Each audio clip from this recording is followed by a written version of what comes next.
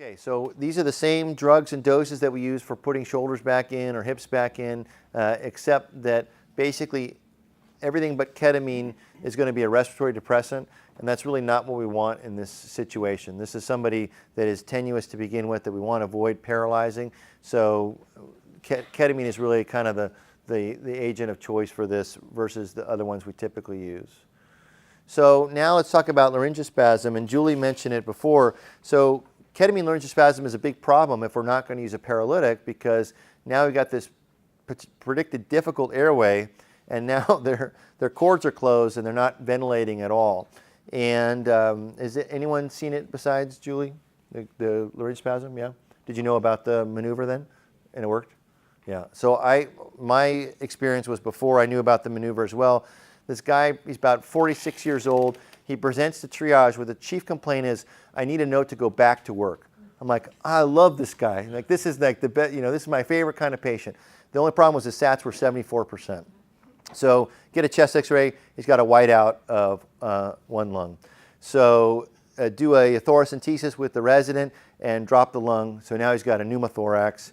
And so then doing procedural sedation to put the chest tube in, give him ketamine, and he goes into laryngospasm. This guy just came to get a note to go back to work.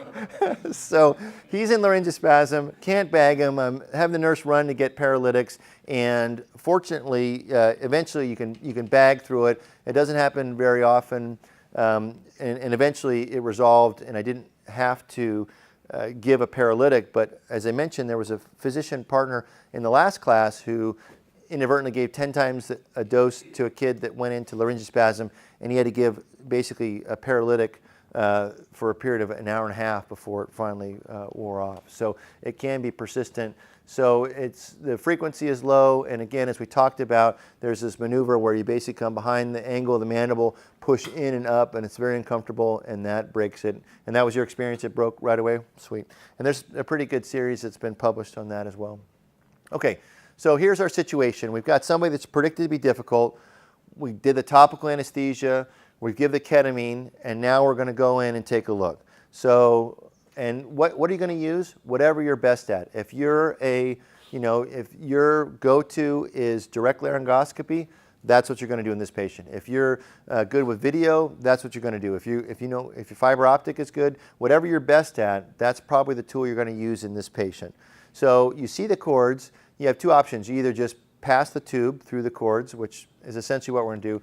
Now maybe if you're at a teaching program with residents, now that you've proven that you can get from A to B, at that point you might back out, paralyze, and let somebody else try. But you've already gone through so much time and effort for this high-risk patient, I would just say you're there, finish the job. But if you can't see the cords, with your best device, with sedation and topical, you're in a failed airway, and that's an immediate call for help, and we need some other plan, prep for a surgical airway, get them to the OR for a trach, whatever the case may be. So one thing to mention here is, what about anesthesia? And there is an inappropriate division between anesthesia and emergency medicine for airway management. And Carl is good when he's here about talking about this. What you're asking for when you're calling anesthesia, and I call anesthesia before I sedate these patients, so they're up at the bedside. What anesthesiologists hate, what they hate more than anything, is getting a panic call from the ED and showing up after there's been 5 or 6 attempts. They hate that because they feel like they're stepping straight into a malpractice suit. They like control. There's no control. It's the worst possible scenario for them. What they like is to be called ahead of time, so they're there. Are they there to do the intubation? No. They're there as a thinking partner. And you'd be amazed how helpful it is to have another doctor there that knows the equipment, that's handing you stuff, that's doing your external manipulation, that's troubleshooting to make sure that everything's connected to the oxygen. I mean, it is a huge benefit if you can have your anesthesia partner there at the bedside. So for a difficult airway, predictable airway, the best thing to do is to call anesthesia, have them come as a thinking partner, help you strategize it, come up with a plan, and they're there to assist if necessary. I mean, I used to think that having anesthesia step in the ED was a sign of failure. That basically, if we couldn't do it, then it couldn't be done. But I think there's a huge advantage of getting anesthesia involved. All right, so let's do a scenario. So let's see. Mike, I'm going to have you take this case. So this is a 38-year-old, 165 kilo asthmatic, he's got a fever and sore throat, and for the sake of argument, let's say this patient is going to eventually lose their airway and they need to have a definitive airway. They're not crashing, but they're going to need a definitive airway. There's trismus, he's got erythema, hot potato voice, and those are the SATs there. So do you predict, based on the Lemon rule, is this going to be a predicted difficult or a predicted not difficult airway? It's going to be a difficult airway. Right, good. So predict difficult. So that puts us into the sedated intubation arm. So what drugs and tools are you going to choose? How are you going to manage this patient doing a sedated intubation? Well, keep him sitting up. Yep. I think is really important. I like ketamine here because it's also bronchodilator Yep. as well. I think that his trismus is going to make oral tracheal intubation it's going to be difficult. Mm-hmm. If I really like my bronchoscope, I might be able to try to sink it to the nose doing nasal oral. Okay. Airway. What are you going to use? Any topical? Yeah. So I mean, if I have time, it seems like he's satting okay. Yeah. He's not tiring out yet. That's kind of my big fear. Correct. This guy will tire out. Yeah. If I have time, it sounds like for a lidocaine nebulizer. Okay.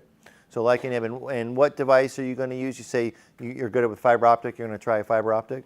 Yeah, I mean, I don't have that on my site now. Okay. The old site we did, so I would have used Okay. it there. So, What about at your current site? What would you use? we have a gyroscope. Okay, so you'd go with that? Probably go with the gyroscope. Okay. So, and obviously you do other things, antibiotics, steroids, those types of things. So,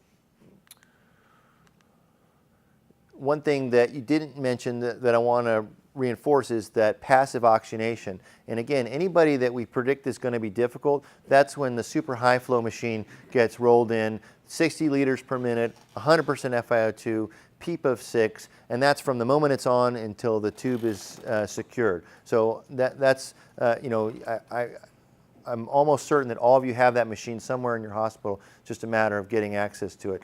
If you don't have that, then it would just be a nasal cannula at 15 liters. So difficult airway cart, if you want to get fancy, do the glycopyrrolate, treating the underlying cause. If you're going to go through the nose, like was mentioned, we want to do something, lidocaine neb. And then ketamine is going to be kilo per kilo, so 165. Has anyone done this on a trauma patient before, a sedated intubation? See, that's where it gets tough, because now you got this other doctor in the room that's basically stamping their feet and jumping up and down and basically thinks that all you're good for is the airway, and how come you're not securing it, and why is this taking so long, and what do you mean lidocaine neb? I mean, somebody with a clothesline injury that's got a muffled voice, that's a high-risk intubation, and I would rather do that sedated than RSI. So there is some conflict between service lines for trying to apply this to trauma patients.